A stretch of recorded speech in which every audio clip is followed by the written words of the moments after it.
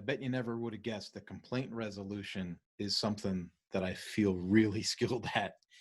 When I was coming up in the automotive industry, working from dealer to dealer, one of the things that I could do was go into a dealership that was operating in the red, one that had a long backlog of jobs to do, customers that weren't happy, warranties that were being kicked back from the manufacturer.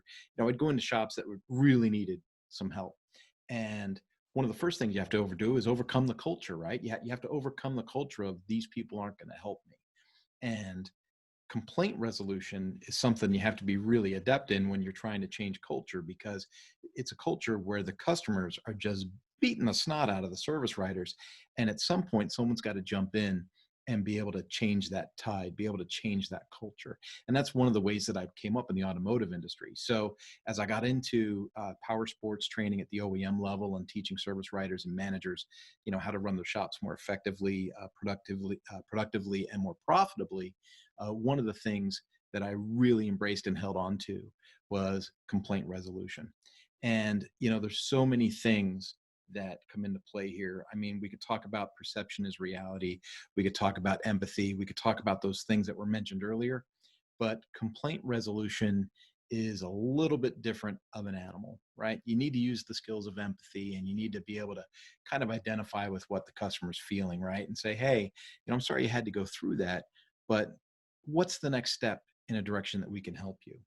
And I think that that's the key, right? Acknowledge why the customer's upset, acknowledge it, but then be willing to take action. Show that there's an action, get involved, stay calm, repeat their concerns back to them, right? So there's all these things that these tools that come into play, and you'll see it in the text of the lesson. But the main thing is stay calm, right? Relax, stay calm, let them vent, maybe repeat the concern back to them, show that you have some empathy and you understand their position, you understand what they're upset about, right? And then find out, do some problem solving, use some critical thinking, but do it in front of them. Let them see that you're involved in the process, right? And then, hey, is this a step that we could take that might help you in this direction, right? You get their buy-in. And once you have their buy-in and they see that you're taking action, you move forward and you promise that you'll follow up with them. And then you do that. You follow up with them and you say, hey, if they left, you call them up and you say, hey, this is Bob working at ABC, blah, blah, blah.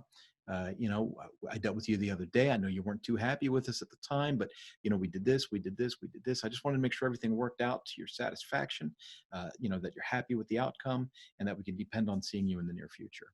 And when you do that, you might have had a potential buyback on your hands, but what you've done now is you've converted a buyback into a customer for life, right?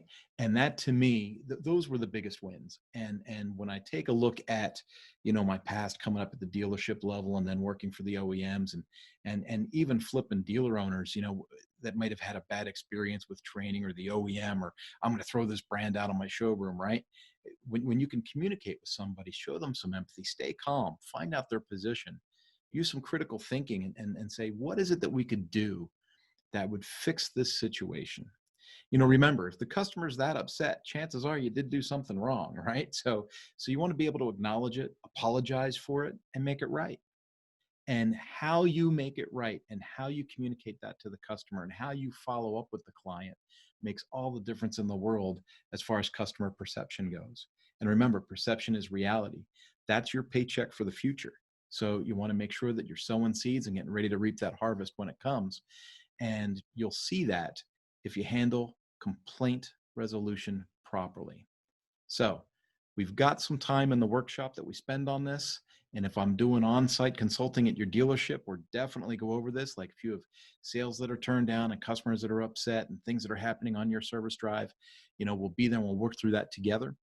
But in the meantime, jump onto one of these bi-weekly support calls that we offer with Mañana No Mas, and jump into a fixed operations support call.